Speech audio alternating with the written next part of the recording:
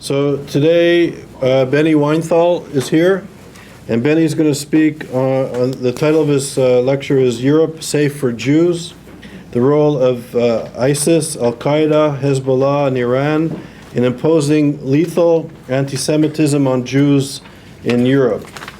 And it's a very important topic. And just before I formally introduce Benny, last Monday and Tuesday I was actually in Paris, and one of the images that are sort of stuck in my head, and I'm sure Benny will speak about these type of issues, is I went to visit the Jewish community in Paris, the CRIF, and actually with Glenn, I met Glenn Feder there. But when I went to CRIF, there was a military ring of security, then there was a police ring of security, then there was the Jewish sort of guards, institutional Jewish ring of security, the type of stuff we have here. And then when you go inside the building, the government has given the CRIF commando, the most elite commando unit in the French service. It's the unit that defends the Prime Minister and the President. 7 commandos are inside the CRIF 24 hours a day, 7 days a week. And when I went to meet the leaders of the community, we were in a room that was essentially a bunker. It's a room that you have to go through several doors, and there's no windows in the room. And it's in the interior of the building. So Benny will speak about it, but it's very, and as Henri Bernard Levy said Sunday night in New York, France is a place where Jews are actually targeted and Jews are being killed today. So this issue is not some abstract thing, but it's something that's alive and well, and the violence and the threat of violence is very serious in Europe, and it's a global phenomenon. So I'll leave it there. So Benny has spoken here several times. He's a friend, an old friend of mine, and an old friend of ISGAP.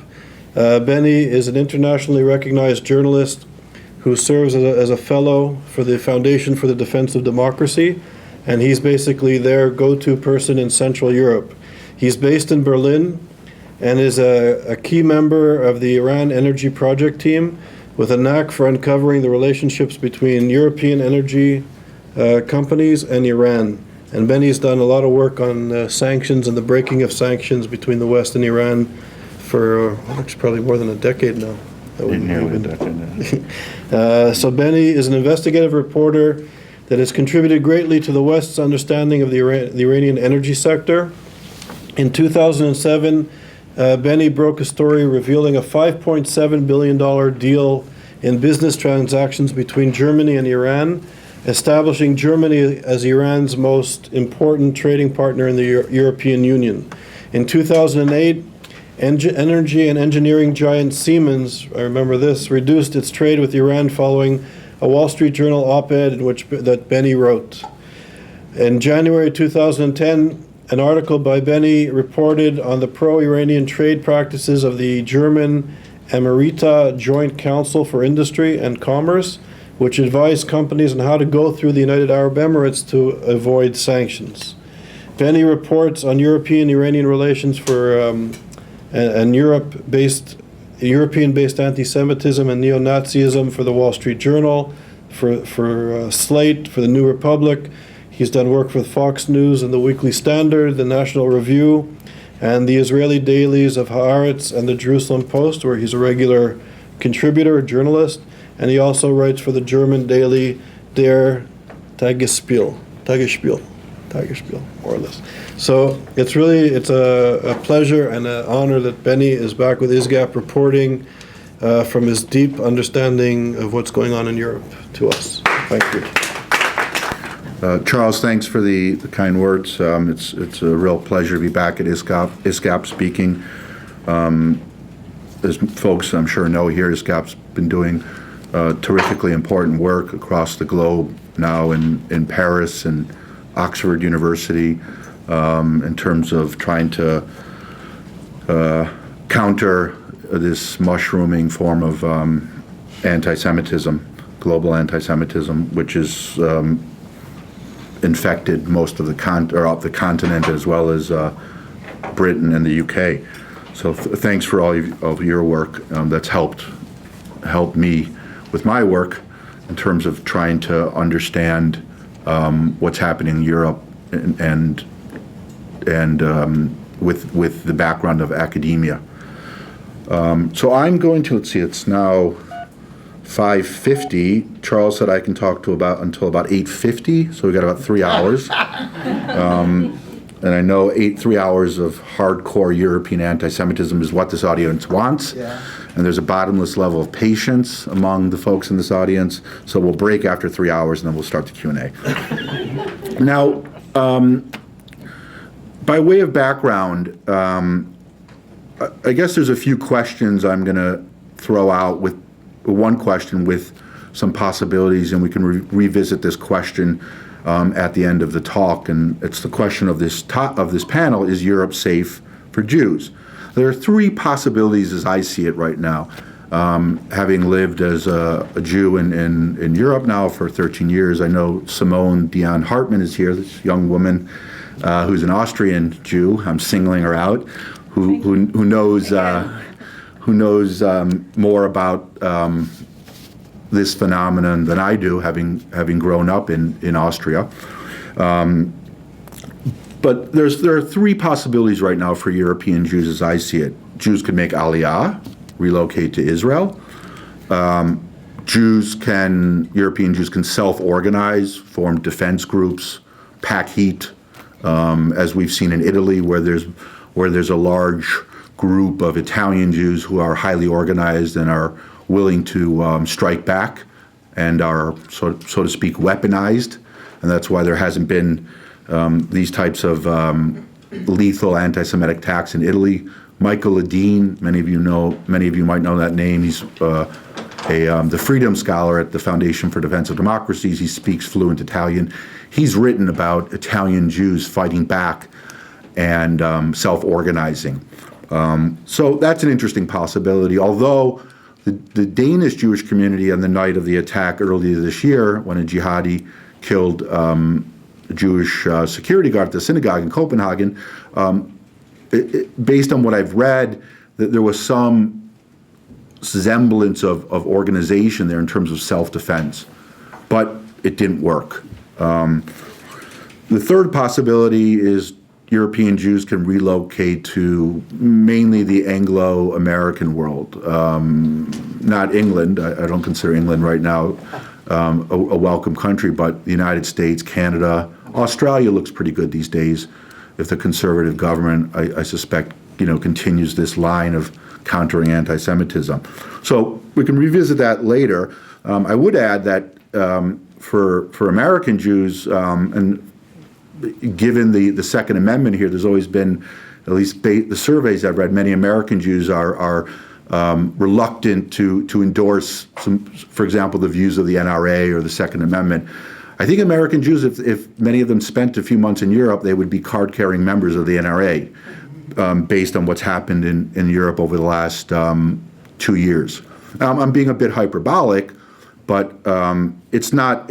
It's a very difficult situation. It's not pleasant when you have these types of attacks and indifference from European leaders, and I mean from a policy perspective, not from a rhetorical perspective, where European leaders will scream the revolutionary phrase of opposing anti-Semitism, but practice the soggy reformist deed of not outlawing jihadi groups that are killing Jews.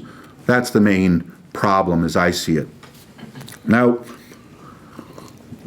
I just want to back up a little bit. Let me cover what's taken place this week, which I think is interesting to give a flavor of what I consider to be the long, bloody trail that's contributed to this form of lethal anti-Semitism in Europe.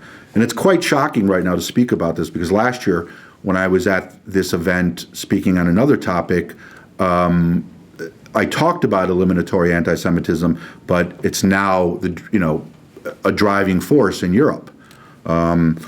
Clearly, it's not on the level of what took place during the 12 years of fascism between 33 and 45.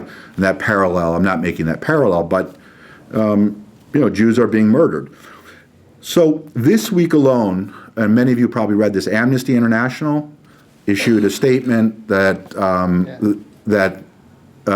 during a conference, a resolution was pushed by a non-Jewish member asking that Amnesty pursue research or put out a white paper countering anti-Semitism. And the resolution was rejected by the members of Amnesty International in London. And then Amnesty tweeted, I believe yesterday, we just don't have enough time and space to deal with this issue of anti-Semitism. At the same time, Amnesty, I believe, put out 140 pages, I'm not sure the exact number, it was 100+ paper on the rise of Islamophobia in Europe. But there's no time for anti-Semitism. This is the same organization in 2010 in which a director of their Finnish branch in Finland in Helsinki declared on a blog for the third largest paper in Finland that Israel is a scum state. That's what he wrote. He justified it. He based it on his empirical interactions with Israelis over the years. And when I confronted him after a friend in Helsinki told me this just appeared, I was sort of in a half state of disbelief, but we went through the translation again, and it was accurate, and I called Frank Johansson, the Finnish director of Amnesty, and I asked him, why, did you make this remark? Yes. Why? Well, Israel's a scum state. I said, well, are there any other states that you would define as a scum state? No, but there are some Russian officials I would compare to being scum. And again, I asked him, what could you base this on? Well, I was in Israel a number of years ago, and I had some bad interactions, and these are how Israelis are. Again, this is the director of one of the leading human rights organizations in Europe. After I published my article, the office in London realized there was some problem and went into a state of panic. They told me that the translation might have been problematic. It might have been something along the lines of just scum, or there was some problem with the translation. I can't remember, but it was basically the same word, and it didn't minimize what he said. I think actually what she told me was, excuse the crude language, what he actually meant or could have been translated as douchebag, as if that made it better. In any event, this was my conversation with Amnesty in London, so you get a sense of the clinical insanity right now of the human rights world. So Frank Johansson did apologize, but if you're wondering why Amnesty is not investigating anti-Semitism, just look to why he still has his job and he wasn't summarily dismissed in 2010. Any other human rights representative who would make those remarks would have been summarily dismissed, certainly in the United States, I would hope. The second instance this week, the soccer match 2 days ago in Germany. You might have read this in the Jerusalem Post. I was doing a quick translation the other day on the train in which fans, as I understand it, Simone, correct me if I'm wrong, non-Jewish fans brought an Israeli flag to a game because an Israeli player was on the team, and the police official told security to remove the Israeli flag because it would provoke Palestinian violence. So security guard at the stadium quickly removed the flag. The Israeli soccer player asked the security guard, why did you take down the flag? He said the police told us to do it because they're scared of Palestinian violence. He said, do you do this for any other countries? The security guard replied, no, only for the Jewish flag. The police, as I understand it, as of today or yesterday, apologized. But this is sort of the Nietzschean eternal recurrence of all things. That concept of Nietzsche, where everything, sort of the groundhog version of what takes place in Germany and Austria and these countries, where there's Israeli flags that are displayed, the police show up, or marshals who are supposed to engage in crowd control at these different protests or soccer games, and they order the Israeli flag to be eliminated or removed so that it doesn't provoke violence. Instead of honoring and protecting free speech rights, we have to, or the Europeans in this case, will remove the Israeli flag. And there's scores of examples going back to Operation Cast Lead when I first encountered this in 2008, 2009 in the city of, I think it was Duisburg, if I'm not mistaken, where a young German, Sebastian, put up an Israeli flag to counter radical Turks and left-wing demonstrators in this industrial city in West Germany, and they marched by. It was one of these huge mass marches of tens of thousands of I think it was about 10,000, and they saw the Israeli flag. The police stormed the apartment, ran up the stairs, barged into the apartment without even a permit or some type of order, and pulled down the flag because they were concerned that violence would spiral out of control. I reported about this in the Jerusalem Post, but again, this is, as I point out, the eternal recurrence of the same thing in Germany, and the same pattern exists. Remove the flag. We don't want to upset radical Islamists or leftists or other Muslims who are protesting, and apologize afterwards. Sometimes they don't apologize, and it's a factor, I think, in what's leading to lethal anti-Semitism, because the idea of Jewishness is being attacked. It's Israel, but it's Israel which embodies the Jewish state, and that's what's the key here. I'm of the view, and I suspect many here are of that same view, that you can't decouple so-called Israel criticism from anti-Semitism. And I put anti-Israel criticism in scary quotes. I'm talking about the disproportionate, high-intensity, ad nauseum attacks on the Jewish state that really seek to dismantle it, as opposed to saying, well, I'm not really fond of or wild about the apartment complexes that Bibi Netanyahu is building in the disputed territories. I'm not talking about that criticism. I'm talking about high intensity, as I mentioned, criticism that serves a different purpose. So the last point I just want to mention in terms of the long, bloody trail, or what's contributing to this atmosphere of lethal anti-Semitism, is the 13th annual Palestinians in Europe conference that took place on Saturday. I did some reporting on this. It was a Hamas conference, the two organizations that sponsored the event, the German Palestinian Community and the Palestinian Return Center in London. I think that's the name of the organization. Are, according to the German intelligence agency, are affiliated with Hamas or have Hamas supporters. This conference went ahead with thousands of attendees. There was some civil society resistance, politicians, a group called Berlin Against Hamas. But it went forward, and their logo was a map of the Middle East, or a map of Israel, in which the Palestinian flag blankets all of Israel. The message is clear: Israel's been dissolved, and we're moving forward. So this is Europe in April of 2015. Now, I want to just cover the different waves of lethal anti-Semitism, and I'm going to start, I think, with 2000. Let me just get the date here. 2006, when Ilan Halimi was killed. I'm sure many of you remember that in France, a group of French Muslims, many of whom were from Africa, North Africa, but they identified with Islamism, kidnapped a 23-year-old French mobile phone worker and killed him. And the quote was,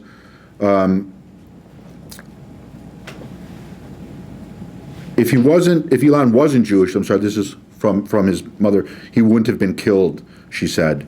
What I noticed about this attack was the lack, again, of analyzing the jihadi connection to his death. But that was, again, it was one instance going back now 9 years, but it certainly was part of this long, bloody trail that led to the deaths to the murders over the last few years. Now, putting that in context, France, of course, condemned the death. There were all sorts of debates in the European media whether this constitutes anti-Semitism. And I would say the problem in Europe is, and I'm sketching this in a very broad way, but defining anti-Semitism is this Socratic exercise that goes on endlessly in Europe. And I know it takes place in the United States, but my sense in Europe is many people, many segments of society feel that anti-Semitism is something where you're literally putting European Jews in cattle cars and carting them off to Sachsenhausen or Auschwitz. Anything below that level is questionable. Now, I'm being a bit hyperbolic, but you get the sense of what I'm saying, that unless who is an anti-Semite? In Europe, another problem is there's all sorts, Europeans will agree, the elites, the intelligentsia, the chattering classes, we have anti-Semitism. When I ask, who are the anti-Semites, they'll say, we have anti-Semitism. I'll say, well, where are these anti-Semites? Well, they're part of the society. So you have anti-Semitism without anti-Semites, which is another problem. When you start to get to the point where you have anti-Semites and you can identify those figures, then you can begin to influence a change in society. So there's a reluctance to labeling individuals who are stoking anti-Semitism. As many of you probably know too, the Europeans developed a working definition of anti-Semitism in 2004 at the Berlin Conference. The conference was organized by the German Green Party, Joschka Fischer, who has an honorary degree from the University of Haifa. And he was at this event with the Greens and all policymakers, and they adopted a so-called working definition of anti-Semitism. That definition is largely Sharansky, Natan Sharansky's 3D definition, which I'm sure many of you know, the double standards, the demonization, and what's missing from this definition, I would add, though, is and I think I mentioned this last year, is attacking Jews or Israel as warmongers or individuals who stoke jingoism. And this is a key facet of the definition that should be part of a definition, because as you've seen, Israel's self-defense wars, many Europeans, again, I'm looking at it from a European perspective, view Israel as a warmongering power. And this is the same type of rhetoric that was used in the 1930s in Germany to stoke hatred against Jews, that they're part of a war apparatus. So I do think that point should be emphasized in these discussions about contemporary anti-Semitism, because there's been a huge resurgence of it, even during the Iraq War, when Europeans were targeting certain politicians, Paul Wolfowitz, Richard Perle. They were attacking, of all the advisors or government officials from the Bush administration, they singled out the Jews. And I can think of one cartoon in the Berliner Zeitung, a Berlin Daily. But it was, again, what was driving this was these are the Jews who are creating warlike conditions, who are seeking interventions, military interventions, and we must stop them because they're a threat to the world. It's similar to what the Günter Grass poem, which many of you remember from, let's see, when was that? 2012, I believe. What Must Be Said, this anti-Israeli poem that appeared in the Süddeutsche, where he labeled Israel, right, as a threat to world peace. Again, that type of thinking that's not captured by a lot of sophisticated anti-Semitism definitions, including the State Department's, which is also based on the Sharansky view. In any event, fast forward, 2004, the Europeans sort of agree on this working definition. 2012, 13, during that period, the Europeans eliminate the definition. They don't want to adhere to it anymore, but they're all against anti-Semitism, but we don't know what it is. At least with this definition, you have a working sense of what anti-Semitism is, especially for cultures like Germany, which are very, many Germans like definitions, they like paragraphs, they like quasi-judicial, things in public policy. And suddenly, you don't have a definition, so it's very nebulous. And there was zero resistance from Germany on the elimination of this quasi-legal definition of anti-Semitism. So let me fast forward now to the second wave of lethal anti-Semitism. And that, I would say, started in 2009, 2008, 2009. Let's start with Operation Cast Lead, Israel's, let's see, I guess that was the second war with Hamas. I'm losing track. Protective Edge. Then we had the Pillar of Defense. Then we had. In any event, in 2009 there was an interesting example. There was an al-Qaeda cell in Hamburg, as folks remember. That Hamburg was sort of the percolating ground for the 9/11 terrorists. Right? They attended school in Hamburg and then worked their way over to the States. They also attended a famous mosque that was called the 9/11 Mosque. Took the Germans 10 years to shut it after 2001. In 2011, which again is kind of stunning because what was being discussed at that mosque was hatred of Jews, all the wild anti-American conspiratorial theories, promoting Islam. In 2009, a second cell developed in this mosque in Hamburg. It was called the second 9/11 cell.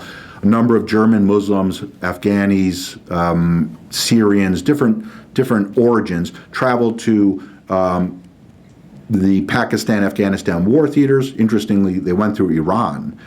This is when I attended the al-Qaeda trial in Koblenz. I attended their trial several years later. I found out they went through Iran, which establishes a long-held theory, or not theory, but it's empirically proved that Iran has been playing both sides of the fence. They allow al-Qaeda to reside in Iran. At the same time, they sort of put them under quasi-house arrest, but they have their hands in all different pies. And the Iran connection was interesting because Iran allowed these al-Qaeda figures to travel through Iran to Pakistan to kill Americans and Pakistani military. So when folks say, Iran has nothing to do with al-Qaeda, there are connections. And interestingly, the judge in the Koblenz trial, who was a very nice person, and they were very open about providing information. When I did approach her about the Iran case, and I asked her, in the files, they had stacks of files because this was a major case. And I said, is there anything more about Iran? And she said, no, we've covered everything, and you've raised all your questions, and we've answered them. And she said to me, there was a pause, is this something about you wanting to, create a war with Iran, or is there some effort here where you're looking to push a war with Iran? I just sort of laughed it off, but I was wondering what was going on in her psyche that she would think that. In any event, so these al-Qaeda operatives returned, and here's a quote from Mr. Siddiqui, who was the German Afghani who fought in the Afghanistan-Pakistan war theaters against Americans. He said during an intercepted telephone conversation with his mother, he was trying to explain the differences between living in the West and living, as he said, among believers. Quote, life in Germany is not good. You live with gays, lesbians, and Jews. Islam rules here. Meaning in the al-Qaeda camp he was at. So he singles out Jews. And again, this type of rhetoric was circulating at the time. What the authorities thought of it, why they allowed this mosque to train and or recruit al-Qaeda operatives for so long. These are the questions that are not being answered by the government. They're not even questions, these questions are not being posed, unfortunately, by journalists to government officials. How could you allow this mosque to continue to operate when this type of thinking was being formed and encouraged? Next phase of lethal anti-Semitism in Europe was, as many folks know, the 2012 murders that Mohamed Merah perpetrated in France. Killed 4 French Jews, including 3 young children in Toulouse, and of course he killed a number of French soldiers of Algerian descent. And this is what his brother, this is what Mohamed Merah said at the time. Many folks probably remember this quote, I kill Jews in France as these are the same Jews who kill innocents in Palestine, close quote. So again, he's identifying European Jews with Israel, and that's what's animating his anti-Semitism. His brother, Abdel Kadar, explained what informed his brother's world outlook, and his outlook. Quote, my mother always said, We, the Arabs, we were born to hate Jews. This speech, I heard it all throughout my childhood.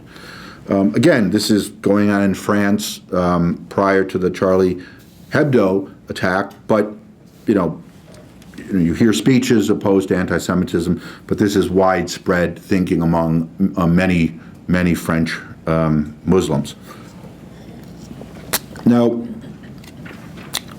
again, fast forward in the same year, that those killings took place in the spring, and now we're in the summer of July of 2012.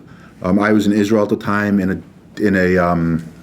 not a delicatessen, a grocery store, and I see the flashes of a bus that exploded in Burgas, Bulgaria, the seaside resort. Hezbollah in Iran target an Israeli tour bus, blow it up, killing 5 Israelis and their Bulgarian Muslim bus driver, severely injuring 32 Israelis. According to the United States government at the time, it was a joint Iran-Hezbollah operation because I suspect their information was based on Israeli communications that were intercepted during that period. Israel had intercepted communications from Lebanon, which showed the Hezbollah link. Today, by the way, if you go on the website of the State Department, finally, almost 3 years later, the State Department listed 2 of the killers from this terrorist attack in 2012 as global terrorists. They're both living in southern Lebanon, or they may be in southern Beirut or southern Lebanon. I've heard different stories. But they're still there. Bulgaria has asked for their extradition. The Lebanese have refused. Bulgaria said they were going to hold a trial in absentia. That hasn't happened. So 3 years later, Europe has not done much to pursue two men who committed lethal anti-Semitism. Again, I think showing this disconnect between rhetoric on one side of the fence and action on the other side of the fence. The Europeans did, and it's important to cite that they did outlaw Hezbollah's military wing in 2013 after the Bulgarians proved that Hezbollah's so-called military wing was responsible for the killing of the Israelis and the Bulgarian bus driver, but they allowed their political wing to operate in Europe. Hezbollah does not define itself as an organization with a political and military wing. It defines itself as an organization with it's a monolithic organization, so it's a distinction without a difference. So the Europeans, in this case, sort of felt, they felt good, we did something, but practically Hezbollah operates in Europe, and they operate to conduct the killing of Jews. They had meetings in Lyon, France, prior to the Burgas attack, and Denmark, 2 countries that were recently in the news. I'll quickly just go through some of the other. It's a running chronicle of horrors, so I don't want to bore you with this. But the Belgium Jewish Museum, we know about that attack, which killed French national Mehdi Namouche, was responsible for killing 2 Israelis, a security guard, and another worker. I believe there was 4 who ended up dying. And he was a jihadi who fought in the Syrian war theater. That was in May 2014. Then the catalog of horrors continues with Charlie Hebdo, the attack in the kosher supermarket, and then, of course, in Denmark, where Dan Uzan, a security guard at the Copenhagen synagogue, was killed also by a jihadi, and as we know, the jihadis involved in the France attack. So this is the weaponization of anti-Semitism. It's a weaponized view that's now gaining traction. The Danish case is interesting. I was in Berlin watching this, following the attack on Lars Vilks, the critic of Islam, and at that free speech event where a gentleman a Danish citizen was killed. And then at that very moment, my antennas went up, and I wrote on Twitter, all Jewish institutions, Israeli institutions should go on lockdown, shutdown. The Danish elite security force should surround all Jewish institutions right away. And, my Twitter feed, it generated some activity, it was retweeted. 7 hours later, a Hamid el-Hussein, a Danish Palestinian, showed up at the synagogue and killed Dan Uzan. The Danish Jews, of course, had pleaded following the Charlie Hebdo attack with the Danish government to provide greater security. The prime minister refused. She showed up, of course, at Dan Uzan's funeral and wept and criticized Netanyahu for encouraging Danish Jews to emigrate, to make aliyah to Israel. But she didn't provide security, she hasn't also outlawed Hezbollah, which has had a meeting in Denmark, as I mentioned. I would also add, and I'll open up for questions in a few minutes. Let me just see how we're doing on time here. 6:20, so we started. Okay, I don't want to, I hope I'm not boring you, or making you clinically depressed, or both. Pardon? Yes. Okay, so you're clinically depressed. All right. But let's take two other examples in terms of European reactions to this wave of anti-Semitism that took place during Israel's Operation Protective Edge last summer. I could go through the list of, as I mentioned, this running list of horrors in terms of in Belgium, an elderly Jewish woman wasn't treated by a doctor. I mean, there's all sorts of anti-Semitism unfolding. Chancellor Angela Merkel's response at a rally on September 14th in Berlin in front of the Brandenburger Gate, I was present reporting for Foreign Policy and the Jerusalem Post, she responded that, let me quote her, she lambasted, quote, pretend criticism of Israel, close quote, as an, quote, open quote, expression of Jew hatred at pro-Palestinian demonstrations, close quote. There was one sentence in her speech identifying or linking anti-Semitism with criticism of Israel. To her credit, that was her response. Minister Valls of France, who's been the most outspoken critic of anti-Semitism in Europe, said we're at war with jihadism and terrorism, not against Islam and Muslims. I say to the people in general who perhaps have not reacted sufficiently up to now, and to our Jewish compatriots, that this is a time anti-Semitism cannot be accepted. Great speech. Everyone was euphoric about this speech. It was on all of the Jewish newspaper websites. It was being quoted everywhere. But Hezbollah is still legal in France. So my question is, what does this rhetoric really mean when you're allowing an organization that's murdered Jews on European soil, including as recently as 2012, that promotes not only the destruction of the state of Israel, but the murder of Jews worldwide, as Hassan Nasrallah has said in speeches, including in 1997, when we said wherever Jews are worldwide, we have to kill them. France, again, allows Hezbollah to raise funds in its country. So does Germany. These funds are transferred to the Middle East. Those funds can be used to pay for suicide bombers, can be used to pay for Hezbollah operatives who want to cross the border in northern Israel into Israel or shoot missiles or mortars, as we saw earlier this year, in which many Israeli soldiers were killed in a Hezbollah counterattack.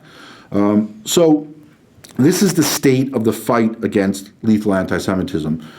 Speeches, but at this point, very little, in fact, no policy changes except heightened security, as many of you probably saw those pictures in the New York Times and other papers of Jewish schools in Belgium and France being guarded by soldiers.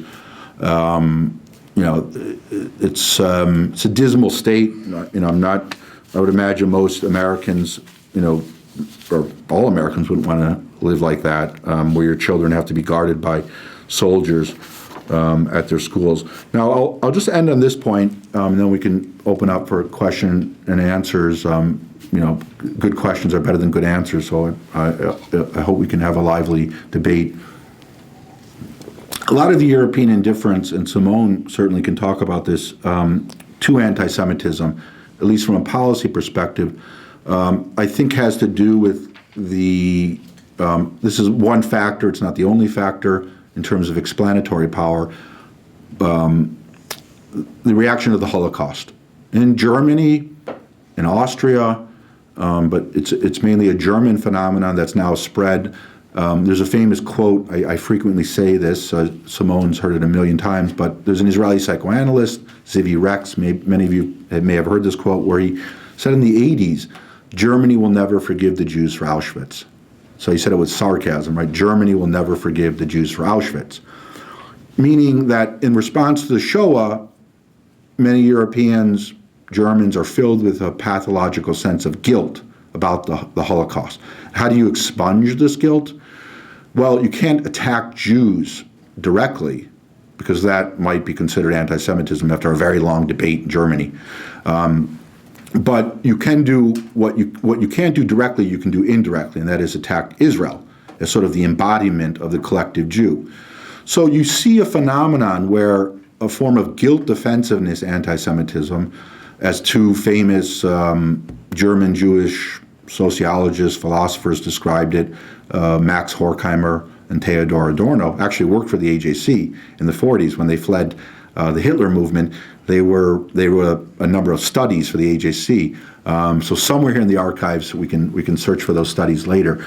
But these were these world-class geniuses who, when I read their works, I understand maybe 4% of what they write, but the 4% is sort of important.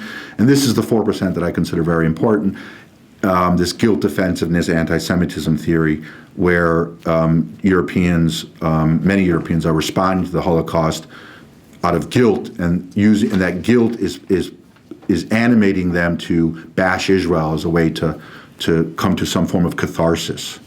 And it sounds very, esoteric, but I know you're looking very in a state of sort of,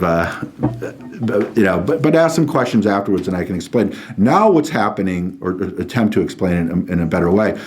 What's happening now is there's a European pan-epidemic where my theory is now it's no longer the Germans will never forgive the Jews for Auschwitz. It's the Europeans will never forgive the Israelis for the Holocaust. So the factor, what you're seeing now, and this is what I've written about for the Jewish, for different journals, is a pan-epidemic of Europe immersed in guilt about the Holocaust. Not just Germany, but France. Remember France, Vichy regime. Other European countries are sort of coming to terms with their complicity in the destruction of European Jewry. They're now, these Norway and other countries. So there's sort of a rising level of guilt, and you have this situation, and I'm saying this again, putting this in scary quotes, it's this phenomenon of the Europeans will never forgive the Israelis for the Holocaust, and that's why you see motions like, we want to demarcate Israeli products from the disputed territories.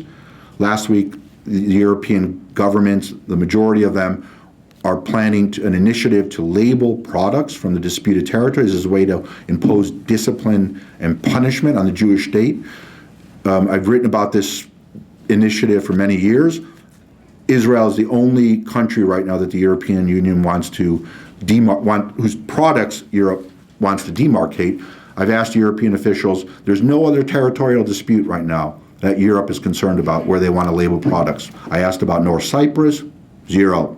Turks, their occupation, zero. China, Tibet, zero. We're not going to label those products. Crimea, Russia, we're not going to label those products. Western Sahara, Morocco, we're not going to label those products. The German Greens attempted to do this within the Bundestag. And the reason I'm mentioning this is part of lethal anti-Semitism because it contributes to this climate of endless ad nauseum bashing of Israel, which for Europeans, as I mentioned, embodies the Jews. So this constant effort to strip Israel and Jews of their sovereignty, their personal freedoms, through these different measures. The German Bundestag, several years ago, the Green Party in the Bundestag initiated a similar initiative to demarcate Israeli products. I read the questionnaire. It's very long, very extensive. I was stunned. While Assad was wiping out Syrians, the Green Party must have spent months and months delving into research and formulating questions, and the amount of time and energy that went into this could have been used to fight anti-Semitism, but they wanted to demarcate Israeli products.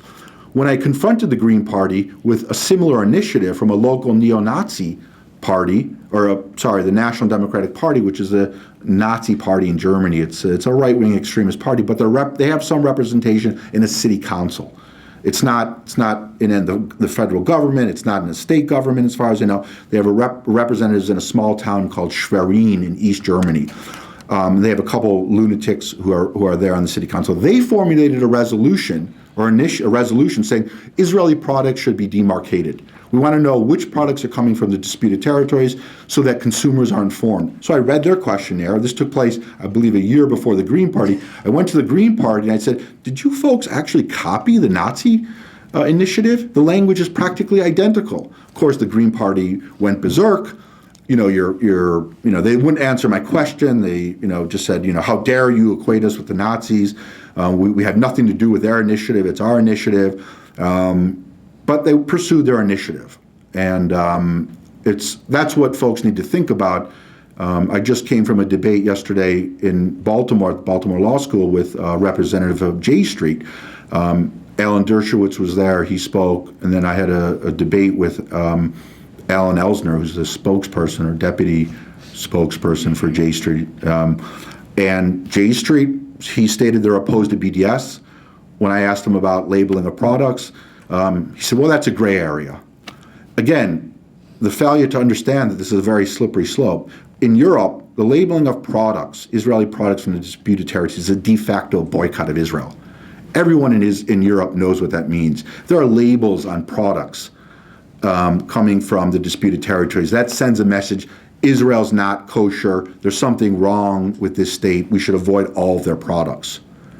I don't think I convinced J Street to view this as a boycott, even though they state they're opposed to this type of BDS, or opposed to BDS, but they seem to have, there's a weird form of cognitive dissonance going on in their heads about what it means to counter BDS.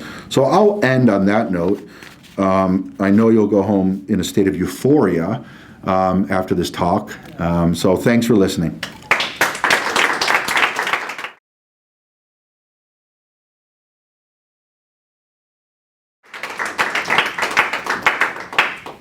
I wanted to thank you so much for this very wonderful talk. And I wanted to ask you, whose theory is it about expunging guilt about the Holocaust that is redirected to attacks against Israel? Like, whose theory is that? It was developed in the 1940s by Max Horkheimer. Repeat the question. Horkheimer? Oh, sorry. The question is, we have to do this because of Shalom TV. They asked me to repeat the questions. The question is, she asked, whose theory is this, or when was it developed, about purging guilt because of the Holocaust? The initial theory was developed by Max Horkheimer and Theodor Adorno in the 40s. After the Shoah, they used this term guilt offensiveness, anti-Semitism. Then in the 1960s, or the early 1960s, Adorno, working with a student, I believe, formulated the theory of secondary anti-Semitism. So secondary in response to the Shoah. So Adorno, Horkheimer were the thinkers behind this. And the other question I have is, now in the States there's so much rioting when someone gets killed who's black. How come there's no rioting in Europe over all the murders of Jews? And how come the Christians also are not thinking about all the attacks on Christians all over the world by Islamists? She asked why there's no rioting in response to the killing of Jews in Europe, and why Europeans, are not protesting or about persecuted Christians. Those are good questions. The Jewish community tends to have a different way of organizing itself. It's very fragmented. Many of the Jewish communities are very nervous right now, so they're turning inward. They don't see, there aren't many allies out there for them to protest. When you go each year to Berlin, you'll see the Al-Quds Day demonstration supporting the destruction of Israel, filled with Iranian revolutionary or Iranian extremists, Hezbollah members, different groups of Palestinians, German Palestinians. There's over 1,000 attend this rally that openly promotes the extermination of Jews. And there's a counter demonstration with, it ranges, small numbers. Maybe if you get a couple of hundred, it's a miracle. So those are some of the factors. I think a lack of self-confidence among many Jews. I'm not encouraging them to riot, but certainly, it would be helpful if there were protests on the mass protests in response to this. And I think many European Jews are very dependent on the state. As I mentioned in my opening, the three possibilities for European Jews: self-organization has not been front and center in their thinking. As I said, packing heat, organize, I'm not suggesting a Charles Bronson death wish vigilante approach, but self-organizing. Christians this is another topic where I've written a lot about over the years. I was interested in the persecution of Christians way before the Islamic State. I think there's just a sense in Europe. There's obviously been a move away from organized religion. East Germany, I believe, is the highest number of atheists in the advanced capitalist world, or perhaps the entire world. So there's general indifference, and there's sort of a feeling of soggy appeasement, or we really shouldn't get too worked up about what's happening in the Middle East, or retreating from interventionism, which has spilled over from the United States. This administration advocates less interventionism. So I think that's my attempt to answer those very complex questions. So I think this woman had. Oh, thank you. Yep. I wonder if I could just make a few very brief statements and then ask you a question at the end. First of all, I want to say that your list of European countries that are guilt-laden because of their inaction prior to World War II or during World War II omitted mention of Switzerland. The Swiss have adopted a kind of distance between themselves and their guilt and their complicity during World War II. And I had a conversation, for instance, which was endemic and symbolic of the kinds of conversations that people have in Switzerland about this. I happened to ask a Swiss couple, which I had befriended on a cruise going in Europe, going up the coast of various countries. And I said, by the way, do you have any idea about the status of the insurance policy situation vis-a-vis the Jews who were slaughtered, et cetera, et cetera?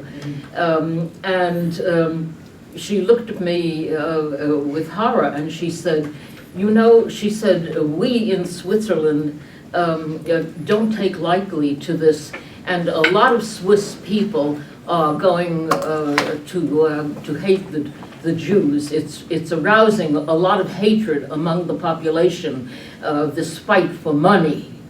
Well, of course, it would, because after all, they're taking the money back. The money that is the Jews are taking the money back. I don't have to go into that, but in any event, that to me was certainly characteristic of a lot of the attitude regarding this situation. So you might include that if you agree with me.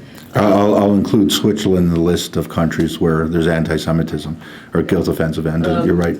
At another time, I had occasion in this country to meet some young Germans who were in the army. And in a conversation with them, I asked them if they ever asked their parents what they did during the war. And to a man, not one of them had the courage to do that. And I think that also betrays a lack of a sense of guilt, a presence of guilt, and a lack of, they know what the answers will be. And there was this famous photographic exhibition that traveled around Germany about German soldiers during the war and what they did in various situations. I don't know if anyone in this room is familiar with that exhibition. And the talk was, there was nobody who was in a compromising position that anybody recognized until someone came along and said, "That's my uncle," and you know, that was my husband's or my father's, whatever, in-law or something of that nature, and they began suddenly to open up about this because obviously the photographs were proof positive. So I have been to Germany several times, and I agree with you that the guilt is very heavy with them. I don't ordinarily wear anything that bespeaks of my Jewishness, but nonetheless, they were, if I was from New York, they just assumed that there was some connection between Judaism and me. And they fell over themselves to do things that weren't even asked of them. So on the one hand, there's great guilt, but on the other hand, there's a great reluctance to face it when it involves people who were close to them, my father, my grandfather, or anyone like that. They would never have participated in these, they were only soldiers. I would like to ask you one question though. Is there a list that is being kept somewhere, maybe this is a naive question, I'm not sure, of all the atrocities that have been committed in Europe against Jews, Jewish property, Jewish people, etc.? Just so I'm clear, a list since the end of World War II. I see, okay. Her question is there a list of all atrocities committed against Jews post-Holocaust, so post-1945 to the present? No, I'm not aware of. There are. You have to go to each EU member nation state. Well, I think it would be very powerful if there was a list of how many people were killed and very brief mention of the circumstances of the incident, and it appered in a supplement to the New York Times, a Sunday supplement to the New York Times, or in the New York Times. No, I really mean that. I think it's one thing for you to sit here and give us a list of things that have happened since whatever, 2012 or 2000, whatever. But it's another thing to see this list. This is not a new phenomenon in Europe at all, and certainly not in France. I have a daughter who lives in France, and I am very disturbed by a lot of information that's come out about France and, you know, what's happening there. I don't have to talk about if I may respond to that, just and again, I'm not endorsing this. It's just I think it's appropriate because we're in New York.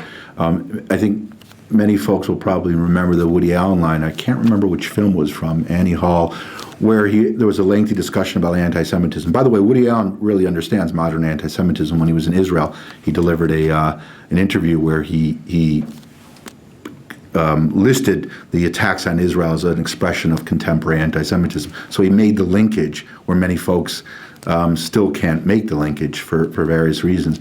But he was having a discussion with someone, and this person said, you know, there's anti-Semitism in the United States. We have to do something about it. I'm penning a New York Times op-ed, and that'll deal with it. And Woody Allen paused and he said, well, you know, op-eds are great, but baseball bats are better. But what is better? Baseball bats. Oh. Let me start with you, and then I'll go over there.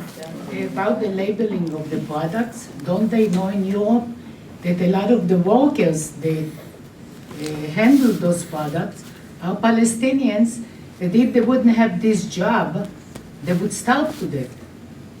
And another thing is, what do you think about Obama and anti-Semitism? After all, he called the massacre in the kosher supermarket a random act of killing. You backtrack on that. The question is, do Europeans know about who's producing the products in the disputed territories that Palestinians are employed, and what's the view of Obama's approach to anti-Semitism because of the comment he made about the attack in the supermarket in France as being random? Well, I don't think Europeans know about that. I mean, the best case was SodaStream, right? The majority of the... No, I'm talking about the fruit. The fruit. Yeah. No, it's a good point. I mean, there's certainly that type of economic argument can be made. But again, I think European policymakers, I actually know this, know that Palestinian employment is contingent on a lot of these different industries. There are other forces that are at work. The Europeans want to push the Israelis into a peace process with Hamas and Fatah. They think that many Europeans still are wedded to the notion that the Palestinian-Israeli conflict is the source of all instability in the Middle East. And the United States is different. I mean, just the other day, it was remarkable to read. Not remarkable. It comes with it's part and parcel of the mood right now in the States. Liz Sly, the correspondent for the Washington Post in Beirut, has written about the Middle East for the last 15 years. Very good reporter. Wrote in her recent dispatch on Syria, what's ripping apart the Middle East right now is the conflict in Syria. That's what's ripping, according to analysts. So she basically summed up what the problem is right now, the main problem.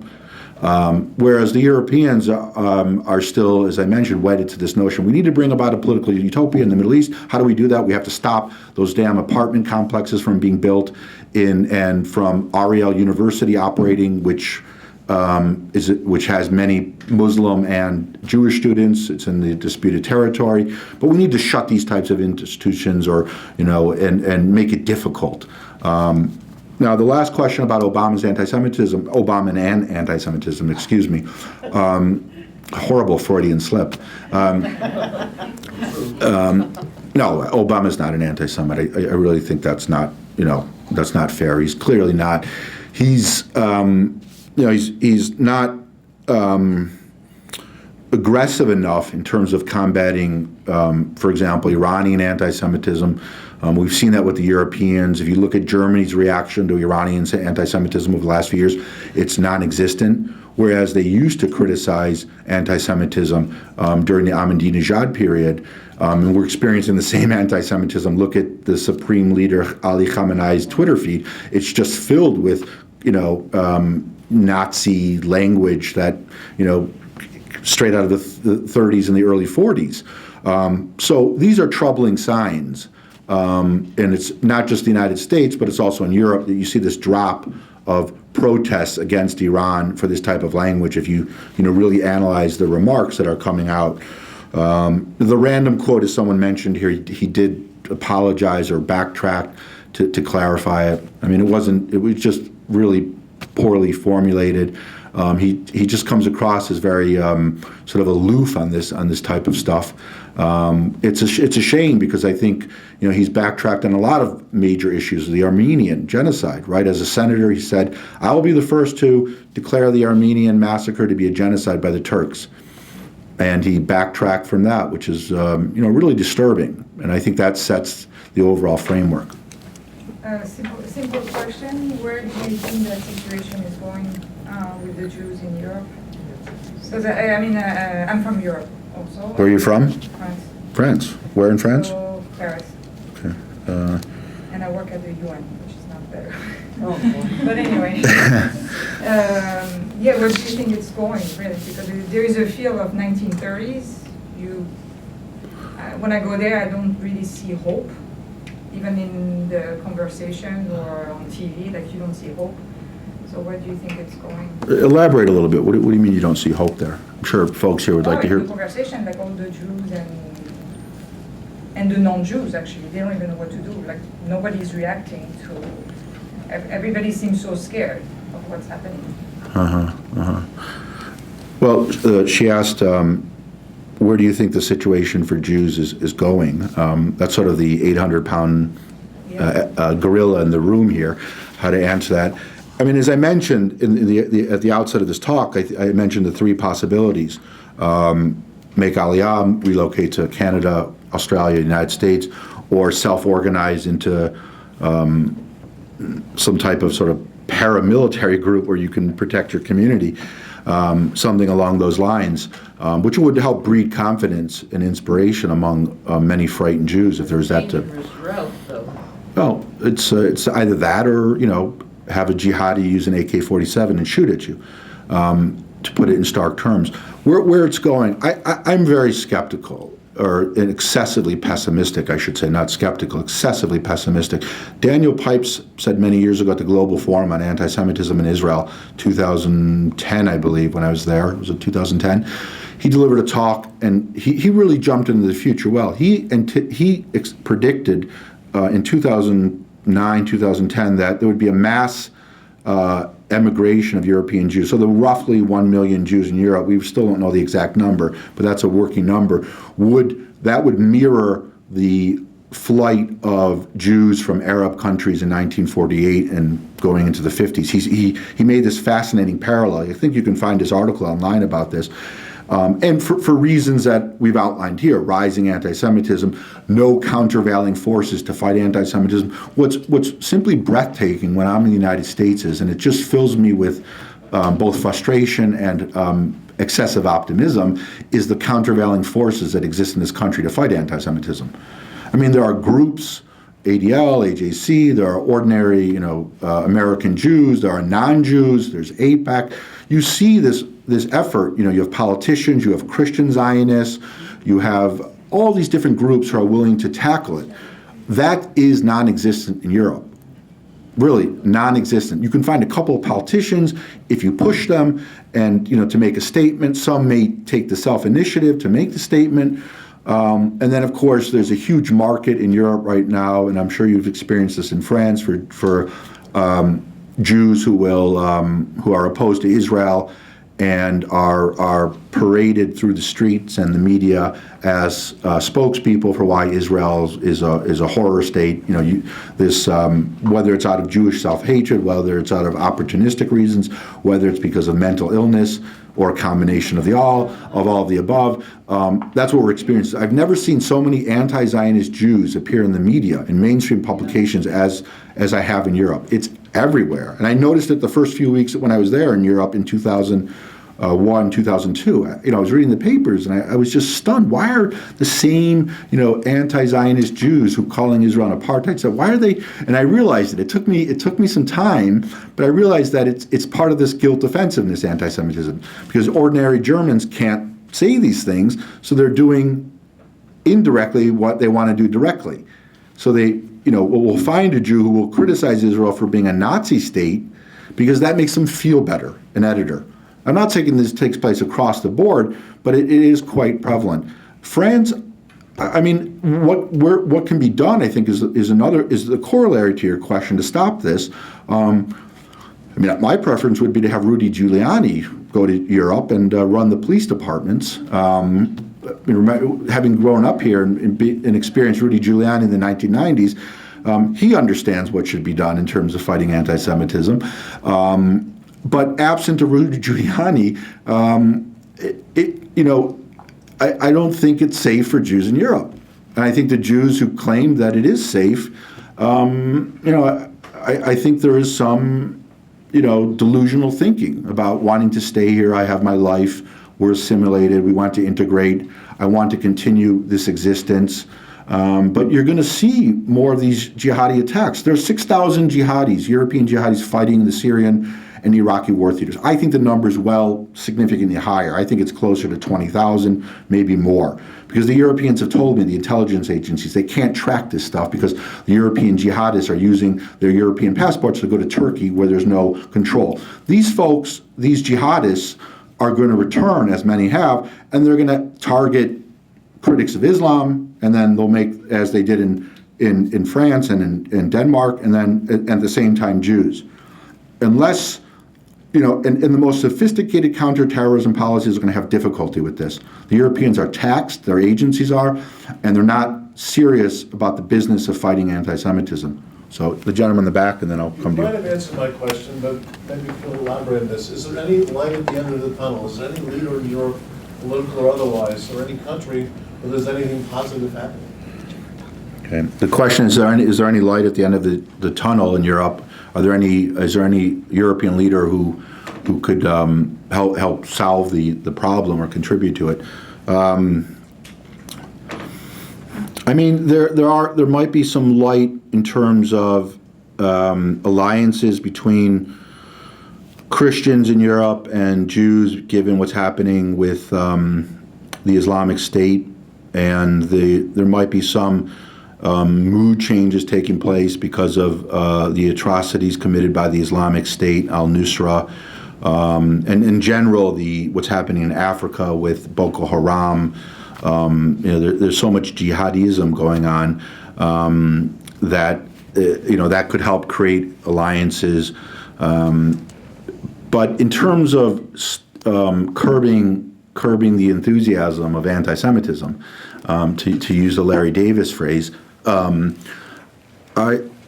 think that's a very tall order. As I said, I think you're dealing with some very treatment, at times resistant, social psychological mechanisms at play. Most Europeans have never met Jews. There's very little interaction. If you ask many Germans, how many Jews live in Israel, you'll get incredible numbers. How many live in the U.S. or Germany? In Germany, there's a couple 100,000. At most 200,000. They're not sure. 105, 10,000 are registered with the community. I've asked Germans, how many Jews live in Germany? 5 million. Or 6 million. That number pops up a lot too. These are the questions. That question is what I think a lot of European Jews are struggling with. If I was a 20-something European Jew, I would, from my perspective, I would get out. So there was a question here.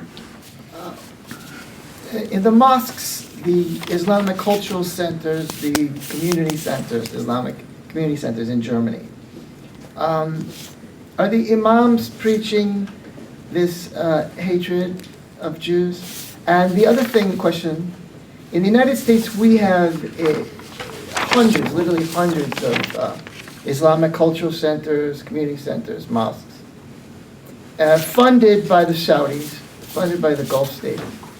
And we know that the Saudis and the Gulf states are funding facilities that are basically Salafi. So what goes on in Germany with regard to the religious and communities and cultural centers of Islam? And the imams are free to preach within those facilities? The gentleman asked what's happening with Islamic mosques and associations in Europe. Are they allowed to freely, preach without restrictions and questions of who's funding them? Well, one good example is last year during Operation Protective Edge, I believe in August, a Danish imam spoke at a radical mosque in Berlin and called for all Zionists and all Jews to be killed. It was a story that gained some media traction. He then went back to Denmark, and the Germans debated whether this was incitement. They have anti-hate laws. So this endless debate went on, and a stream of Jewish advocacy organizations urged the Germans to do something, and everyone was debating whether this constitutes anti-Semitism.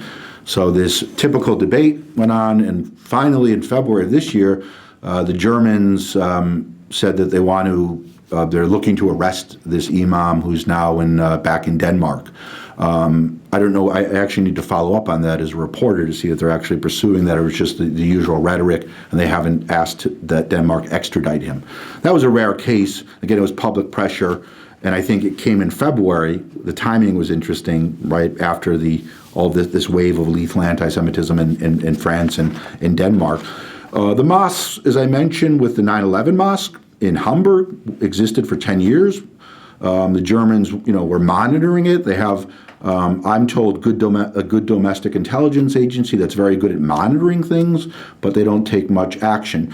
There are German intelligence reports that are publicized. They're online. One can read them. They're in German. I don't think they've translated any of them.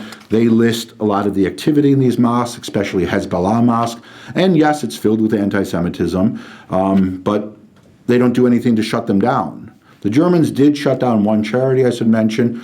I did a lot of reporting about a charity in Niedersachsen called the Lebanese Orphans Project that was sending money from Germans and Lebanese Germans to Hezbollah to pay for the families of suicide bombers. This charity had been going on, I had been reporting on this charity since 2008, and the German government in 2008 was subsidizing the charity as a tax-free organization, although they knew it was providing aid for suicide bombers. Then the state government in Niedersachsen and Lower Saxony eliminated the tax subsidy but allowed the organization to go on. So I sent press queries to the politicians, are you going to close this? Are they funding suicide bombers? Why, et cetera, providing evidence, and they were non-responsive. General indifference. One could argue that they haven't learned the lessons of the Holocaust. Those are questions that, I would hope my colleagues in Germany would ask in terms of the politicians, because the Germans, go to great lengths to show that they've mastered their past. But the problem with mastering the past is, once you've mastered the past, now you become, as one German writer said, the probation officer for Jews. So it's a weird situation, and this is another form of the new anti-Semitism that's rarely discussed, is Germans who have, built memorials devoted to the Jews, victims of the Holocaust, but and have worked through the past, acknowledged the horrors, the crimes of the Holocaust, are now in a position to take the moral high ground and say, look, Israelis, you just were engaged in another war, a 50-day war, and and the war killed thousands of Palestinians. We're in a position right now where we should let you know that this isn't going to work. We went through the Second World War, and many of you Jews, your parents or grandparents, were victims or survived the concentration camp. And to put it in cynical terms, that's sort of a reform school. You should have learned from that period. So you have that dynamic of where many Germans are taking the moral high ground and want to serve as the probation officers for Jews. So I just want to make a comment and get your view on something else. First of all, about the mosques, there was recently a news feed. I get all these news feeds. And they were showing snippets of videos of mainstream mosques in various cities in Europe, including Spain, Denmark. Mm-hmm. Those are the ones that I recall most vividly, and how the imams there are preaching this kill the Jew types of sermons. And right. That seems to be occurring all over Europe. Furthermore, the other thing that that brought to mind was this seems to be this coalition. Oh yes, and for those of you who were here when Tuvia Tenenbaum was here. I know Tuvia. Yeah, okay, and he was speaking, and he said the worst country in Europe in supporting all this anti-Semitic activities disguised as anti-Israel. He said the worst country is Germany. Germany's government supports NGOs, which in turn support all these organizations that are preaching this anti-Semitic stuff. The other thing is that concerns me, and this is where I want to get your view. I'm sorry, if I may, before this gentleman leaves here, I'm sorry. There's one point I wanted to mention in terms of your question. I'm sorry, it just dawned on me. In Austria, Simone can talk about this too, there is a Saudi foundation. Dialogue Center. Dialogue Center between Saudi Arabia, Austria, and Spain. Okay, for religious tolerance, and it's funded by the Saudis mainly. Interfaith, building bridges? Right. Yeah. This foundation, this interfaith organization was involved, well, first, didn't want to condemn the slaughter of Christians. And as I understand it, the Austrian government got sort of a little annoyed, and then they were forced to issue a statement, this interfaith center, saying we promote religious freedom, and we're against discrimination, I read a few weeks ago. But this center is another problem, because it's affiliated with a school where they were promoting anti-Semitism in their textbooks. The school, I think, was shut down or was put on probation. I've read some of this. There's a Saudi expert at the Foundation for the Defense of Democracies, David Weinberg. If you want to go on the website, he covers this. He takes deep dives on all this stuff. He speaks Arabic, and I've sent him some of these German, Austrian articles about the Saudi center and the school. So that's what you see happening, and it's a very sophisticated way of improving the image of Saudi Arabia. But the reality is they're promoting anti-Semitism. So good question. It just triggered that. So your question now? Yeah, and I was just going to say that I want to get your view on this because I think this started out, the first time I read about it was, I think, in a book called Socialism of Fools. I think that was, I can't recall the author. Michael Lerner wrote a book called Michael Lerner. Thank you. From Tikkun magazine. Okay, Right. and what seems to be occurring, and which I think we see, is that there's the place where the far left and the far right agree is, of course, about Jews, okay? And I think we see it in France, and I just want to get your view. With Le Pen, okay, they are anti-Muslim, and they don't want any more Muslims in France. On the other hand, they're anti-Semitic, aren't they? I mean, they are this far right. Mm-hmm. And this is a little, it makes me dizzy because here we are, Jews that tend to be left, that tend to be liberal, let's not say left, are being sort of undermined by their own side. And then we have the far right who they're anti this Muslim thing that's going on in Europe. It's almost where do we stand? Where do we go? What do we do? Right. So your question is, I understand there's a unity or a common denominator among the left and the right in Europe targeting Jews, Israel too, as I understand it. And she mentioned Le Pen, for example, and the left in France. Right. It's a really interesting point, this intersection of the left, the right, and their unity in terms of attacking Jews. One example I can point to, and I'm not going to, this isn't across the board, I'm just pointing this as an example. I don't want to turn it into a sweeping generalization.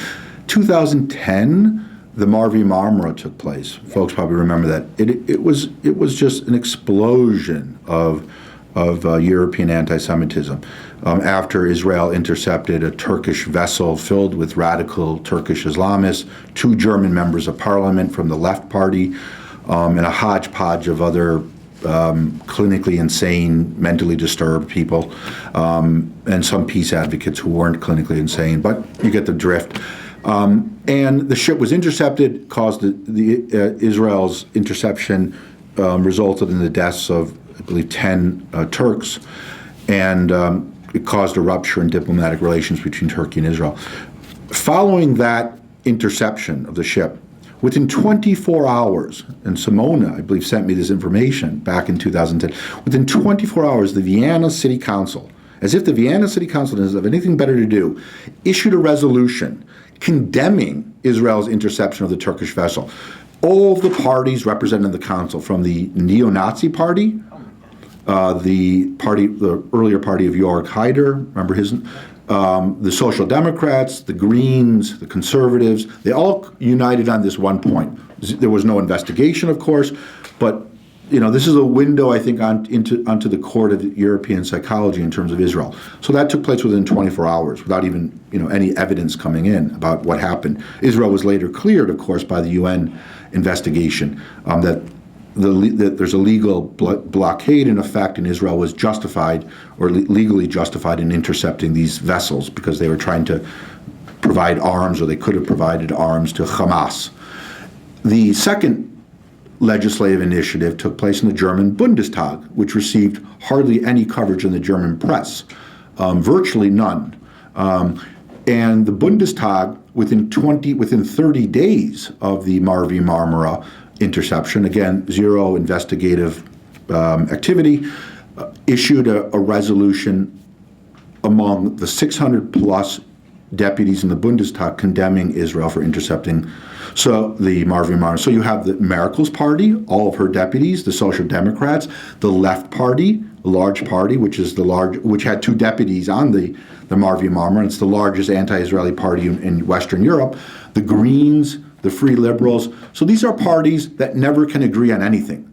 But suddenly, there's a broad-based agreement about, a unanimous vote criticizing Israel. I can't recall any unanimous vote in post-Holocaust Germany where the Bundestag and all of its members agreed on one issue, and there was not one dissenter.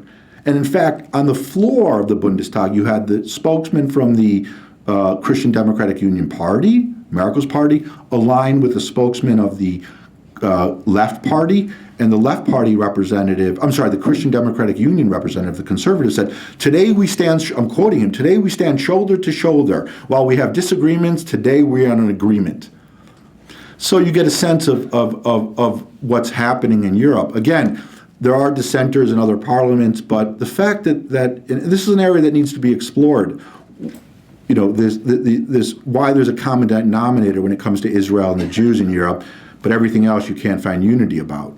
It's a very troubling sign, and it's part and parcel, I think, of what's taking place now in terms of the weaponized anti-Semitism that I've talked about, that it's helped solidify a certain foundation in Europe, that that one has a green light to attack Israel/Jews. So, this woman, and then I can go. I'll get to you after her. Go ahead.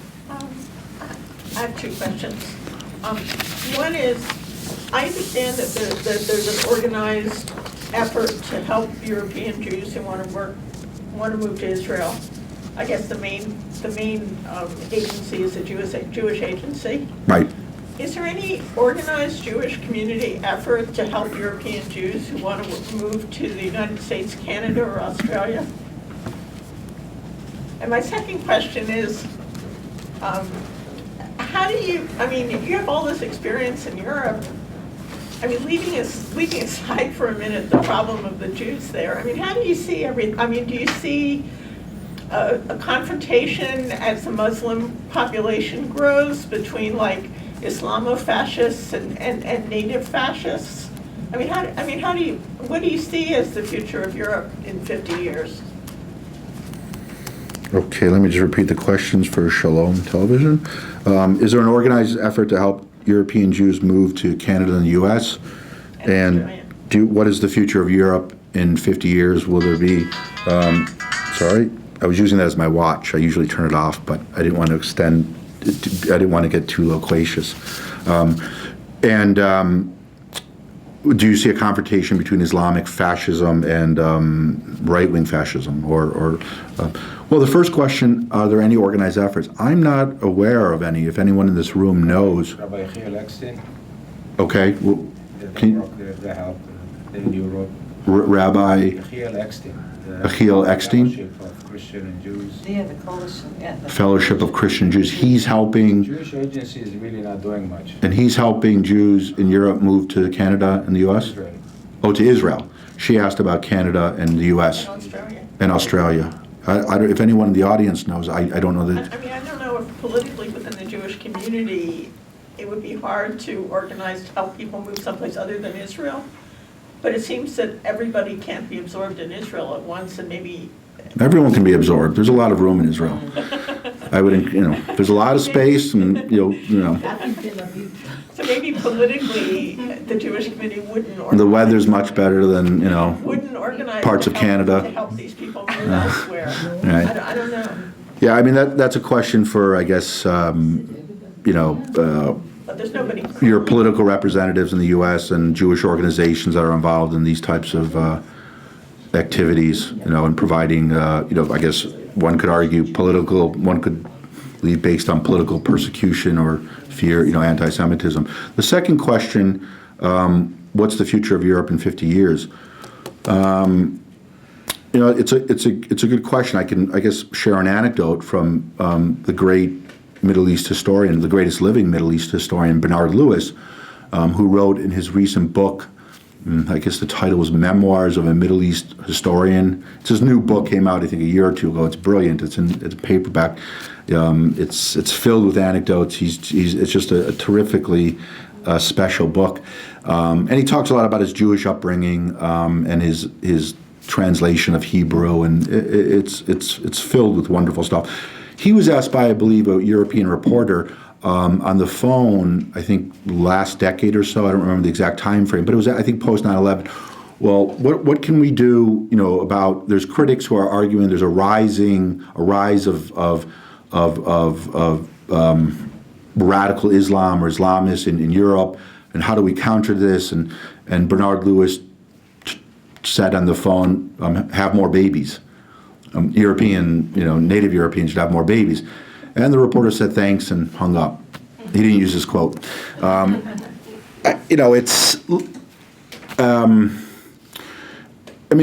are folks who think Europe is incurably hopeless right now, that there's no future for Europe. I tend to take a more agnostic, or I should say I'm a divided self about that question. That's what I'm trying to say. I'm a divided self because on the one hand, I think there are horrible problems, and Europe is stagnating and it's limping on both legs, and Europeans are tangled up in esoteric thinking and divorced from reality, and they don't understand the nature of these jihadi threats, et cetera, and they're engaged in uber soggy appeasement with Iran and these different groups, which always will come back to haunt you, because the more concessions you agree to, the more concessions your adversaries, in this case very deadly adversaries, will want. So that's on the one hand. On the other hand, Europe can quickly regenerate itself. France, for example, a socialist government with Francois Hollande, has been incredibly interventionist. They, to my astonishment, but also to my, I was impressed, sent troops into Mali to combat al-Qaeda linked groups and jihadists, and did it in a very unilateral, quick way. And they were able to stop the march of jihadism in Mali, although I wish they had stayed with more of a presence. So if you can talk to Francois Hollande and let him know, send more troops to Mali to stop jihadism, I would appreciate it. And France has also wanted to send missiles to Damascus to knock out Assad in 2013 when Obama issued his famous red line and broke his famous red line about the use of chemical weapons. So you see a French socialist government more interventionist, more aggressive than an American Democratic government, Democratic Party government, which is very interesting because a socialist government you would think would be drowning in pacifism and sort of John Lennon songs about peace, and that's not what's happening. So that's why I think Europe can regenerate itself. You see pockets of that in France. You see some of that with Britain, who's now involved in the fighting the Islamic State. But on the continent, you hear statements. Chancellor Merkel many years ago said we're experiencing the end of multiculturalism. You've heard David Cameron, the Prime Minister of Britain, make similar statements about rejecting relativism, but these are sort of empty phrases. I haven't seen the Europeans really crack the whip to try to promote greater integration among Muslim populations. So it's really hard to say because, as I said, Europe can quickly regenerate itself. These are highly advanced capitalist countries, similar to the United States. Highly educated populations, a great deal of consciousness about many of these issues, as there is in the United States. So I'm not sure if it's hard to. It's a very difficult question to jump in the future on this particular topic. I would say most of my colleagues and friends I know, are deeply pessimistic, who share my critique of Europe. Let's see, there's a question. This woman over here in the back bench. This will be our last question. I have two comments, but I came late, so if you think it's out of the realm, you can tell me. So the first thing is, she asked about the future of Europe, while I am pretty worried about the future of America. When I see the BDS movement on campus here in Princeton, just 52% they were able to reject, but just by 2% last week. But and I see so many left-wing movements in America. And so I am worried about this. What are we doing to fight that? And also in 50 years, there will be more Muslims than Jews in this country. That's the first question. I see really a wave coming from Europe to here. The second question is, or comment is, what do you say when people tell you, well, this is not being anti-Semitic, it's being anti-Israel, or what, not anti-Israel, but anti-Zionist, and the proof of it is that there are so many Jews and Israelis who are anti-Zionist. Here, for example, I just got here, Einstein Brownstein, he's like the al-Nakba application, and to say about all the historical fact of Nakba, it's done, the best thing, by the way, anti-Israel, I done by Jews or by Israelis. It's unbelievable.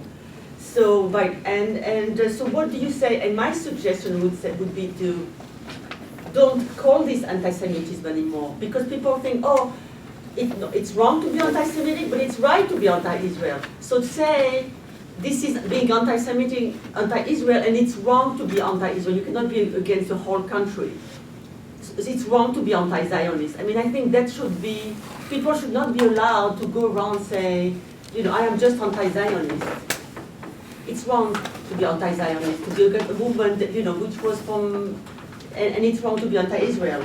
And how do you explain there's so many self-hatred Jews and so many hatred Gidon Levy, and I mean, there's a list, the Normal Finkelstein, and it's just, they have a lot of influence in the Arab world, actually. I know because I'm from Tunisia, and I read what my intellectual Arab posts, and that's all they put. They put all the left-wing anti-Israel from Haaretz or whatever, the most extreme, that's what they post. So what do we do about that?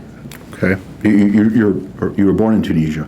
Born and raised in Tunisia. And I may go next week to Tunisia to the Jewish pilgrimage in Jerba. Oh, okay. Because my dad is a Jewish group from Israel.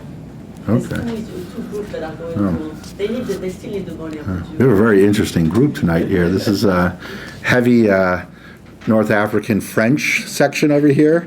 Well, let me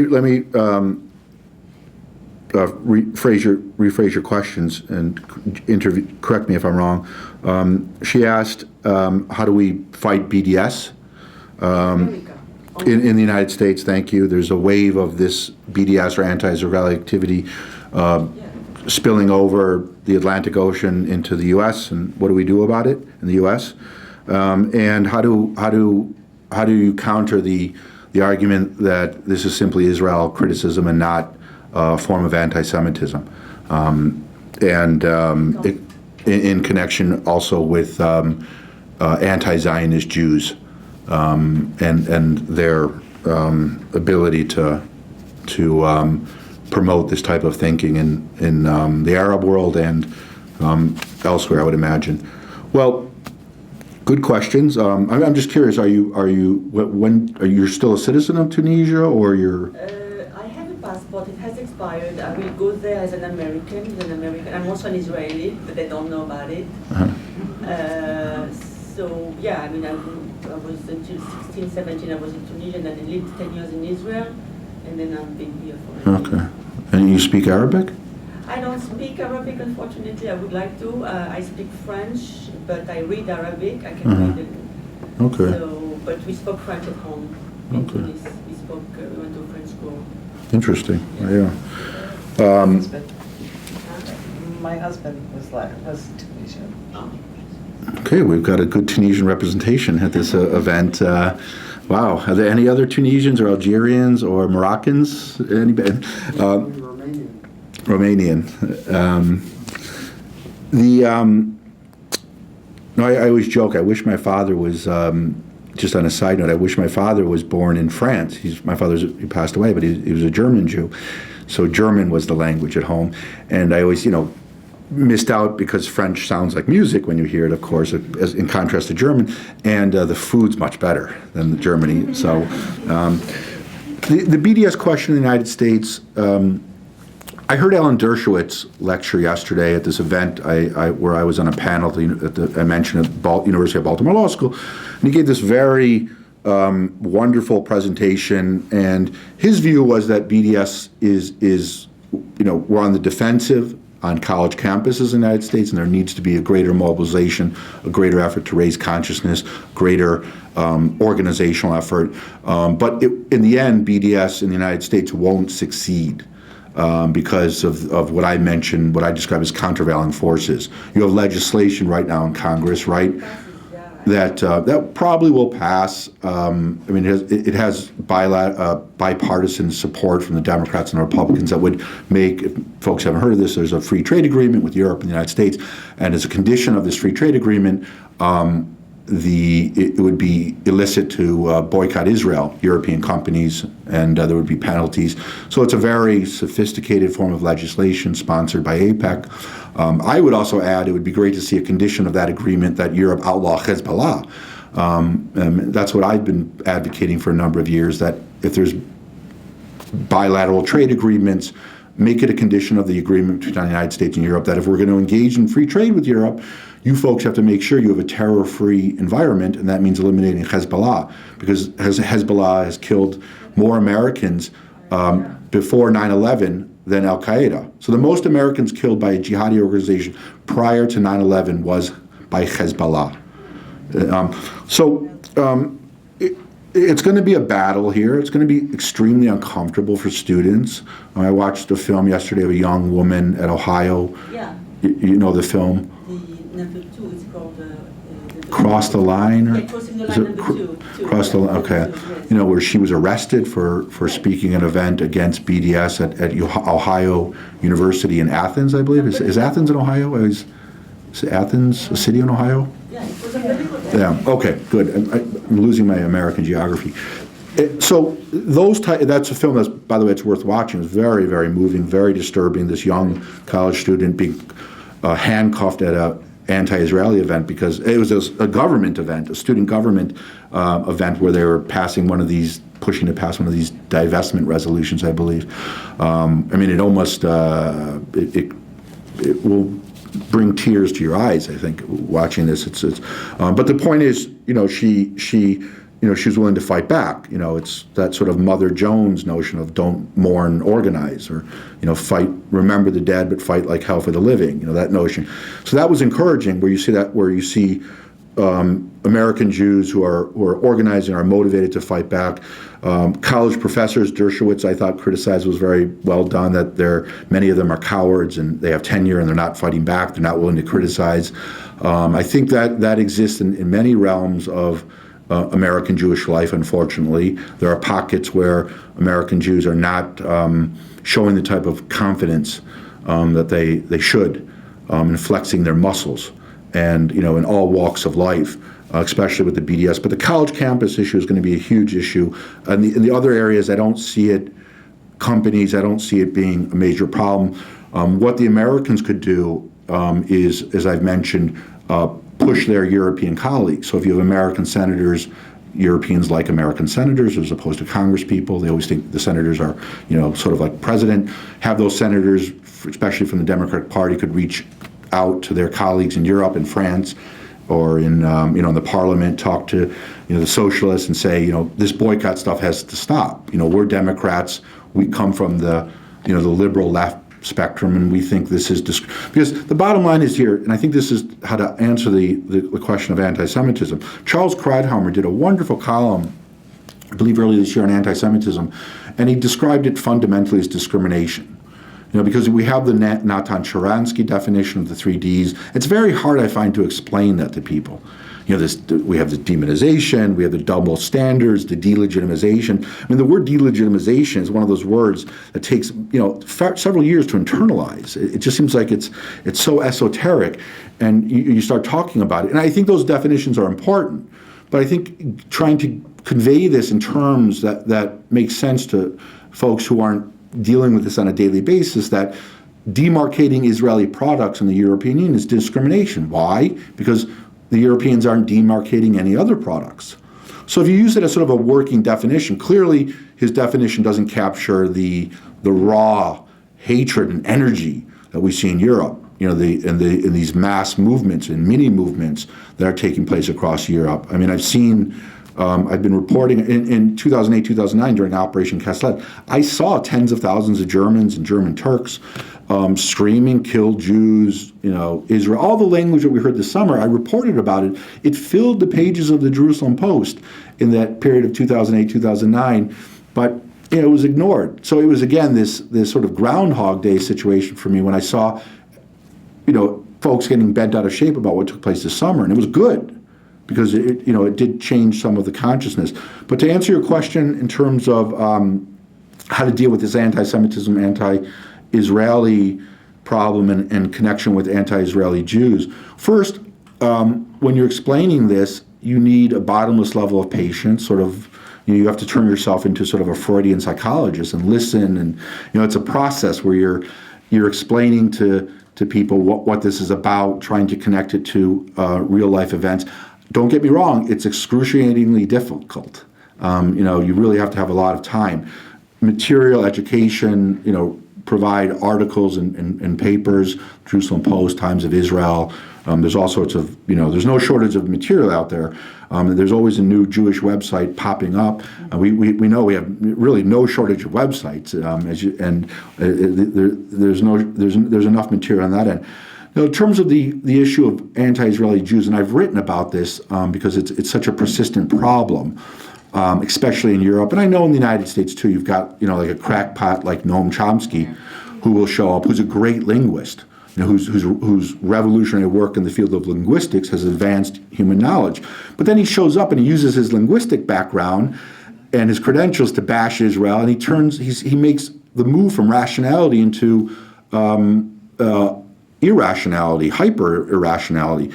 And, he's one figure. There are others we know, Norman Finkelstein, who's been discredited largely through the work of Alan Dershowitz and others, although he opposes BDS, by the way, right? Judith Butler. Right, Judith Butler, who I wrote about in the Wall Street Journal when she spoke in Germany, who described Hamas and Hezbollah as part of the progressive global left.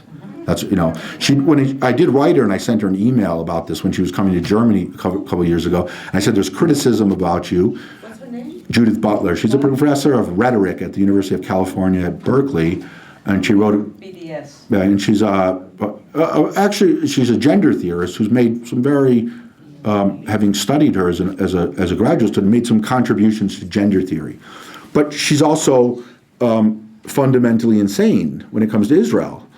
I don't really know how to deal with this fundamental madness. It seems to infect people in a way that I still will never really grasp, or I suspect I've suspended judgment on how that process works, where anti-Semitism infects the mind of a person, and it's very hard to decontaminate it. Butler is a good example, though, again, as someone from the left who's promoting Hezbollah. She did, I should mention, after I published this piece in the Wall Street Journal and in the Jerusalem Post, she did take down the video where she did a teach-in in 2006 during the second war in Lebanon, Israel versus Lebanon, Hezbollah, and she, at a teach-in at Berkeley, she said, when asked about Hezbollah and Hamas, this is by the way, is a leading advocate for LGBT rights. She's a lesbian scholar who promotes LGBT rights, and at this sit-in, in Jewish, she's from, said Hezbollah and Hamas are part of the global progressive left.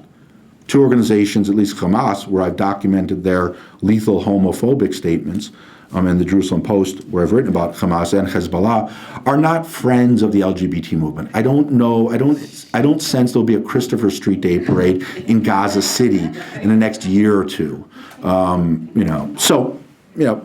That's Judith Butler. Someone should ask her whether she's going to ask Hamas to organize a Christopher Street Day parade, or go to Raqqa, Syria, and ask the Islamic State at their main city whether they're going to they're tossing gays off buildings right now. There's so many like her. There's so many in America. Yeah. I see. Yeah. I mean, there's scholars in France who have written about this. Finkelkraut, Alain Finkelkraut, who I would imagine you folks know. He's written about this anti-Zionism in works, again, that I probably understand 5% of, but, Finkelkraut, Alain Finkelkraut. He's a lot on the TV. He speaks. Yeah. I don't know if, I think it's some, I mean, I've read his works in German or read some of his stuff. I don't know if it's been translated into English, but he's a good person to look at. BHL, of course, Bernard-Henri Lévy. Yeah, he's, but Finkelkraut, well, they're both deep thinkers. Finkelkraut, I think, has written more. They are hated by Muslims and Arabs.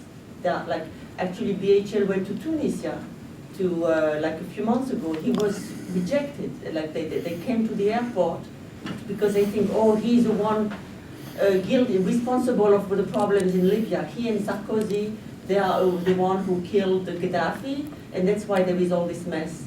The conspirational thing in the Arab countries is unbelievable. I see this because I have all the friends from Tunisia, there and their friends are on my Facebook, and they believe that Jews rule the world. They believe that everything, Daesh is the Mossad, and that, I mean, not all of them, but some of them, and it's just unbelievable. How do you fight that? Finkelkraut is a philosopher, or what is it? Philosopher, he's a French philosopher. What's his first name? Alain? Alain. Alain. L-A-A-L-A-I-N. Right. Well, there's a good essay by Alvin Rosenfeld on Jews who contribute to anti-Semitic language. He's a professor at Indiana University, I believe the AJC. Alvin Rosenfeld, Professor Alvin Rosenfeld. He's the head of the Judaic Studies Department and in the English department at the Indiana University in Bloomington. Is that right? All right. I always think of, remember Breaking Away, that film with the bicycles, right? I've done that. Have you? The truck are doing this. So his booklet, there's a small booklet essay by him called, boy, the name escapes me. But if you write, it was published by the American Jewish Committee in this building, published it, and he goes through the permutations of these Jews who are fomenting anti-Semitism. The New York Times art section did a front page story on him back in 2008, 2009. So there's a lot of literature on, and I think he helps unravel the thinking. I mean, it's you know, I think there's how to deal with this problem is to define the terms. You have to, and this is a very difficult concept for Jews to understand and non-Jews, but if there's someone who's promoting this type of rhetoric, who wants to dismantle Israel, who's using the same language as right-wing and left-wing fascists, as the Islamists, you have to define this person who's promoting these anti-Semitic views as a Jewish anti-Semite.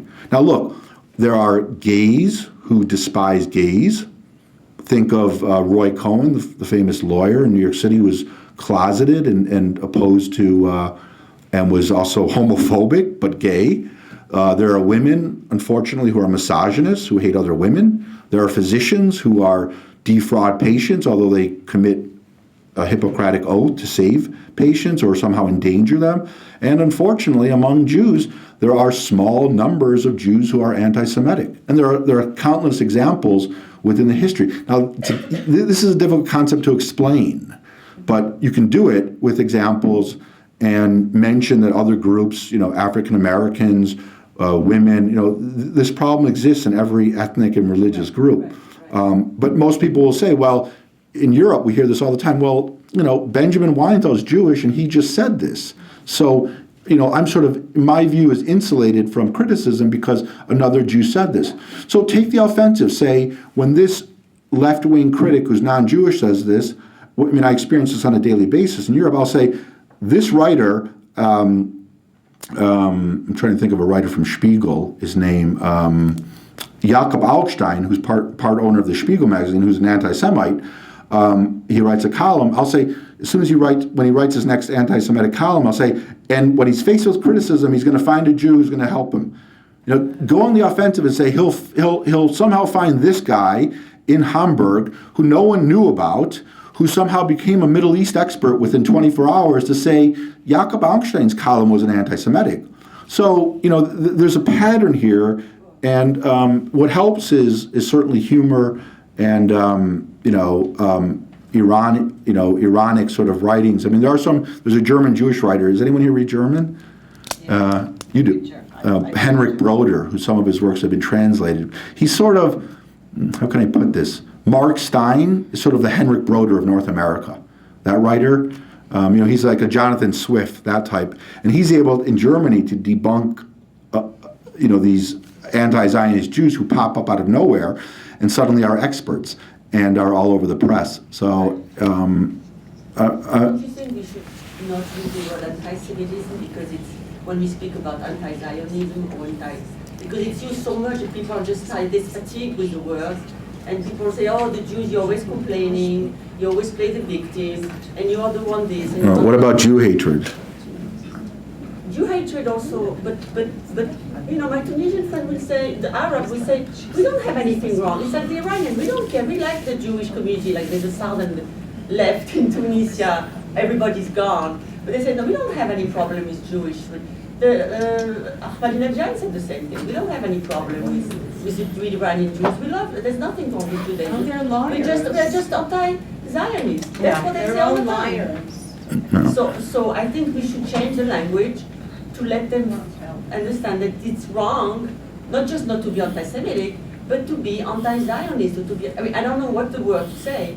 No, you say anti-Zionism is anti-Semitism. That anti-Semitism has changed. We're not dealing with the definition or the understanding from 33 to 45, where the European Jew is portrayed as someone who's cunning and hook-nosed and obsessed with with money and exploiting people. That has changed to the point now within Europe and across the world where Israel as the collective home of the Jewish people has now become the European Jew from the 1930s, and every evil and transgression is now attributed to the Jewish state, and that is anti-Zionism, that's anti-Semitism. You simply have to explain that anti-Semitism has morphed, it's permeated, it has a new expression.